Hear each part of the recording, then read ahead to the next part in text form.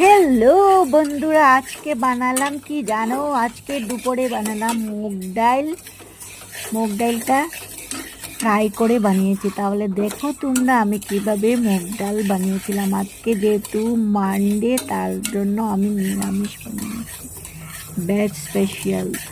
আজকে মুগ ডাল ফ্রাই করে শুকনো শুকনো করে একটা বানিয়েছি। তাহলে দেখো কিভাবে বানিয়েছি।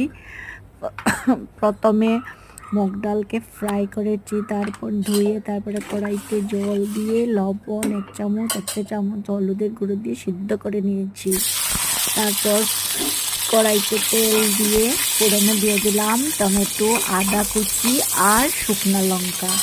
একটু একটু ভাজা হয়ে গেলে তারপর সিদ্ধ করা মুগ ডালগুলো ছেড়ে দেবে করে।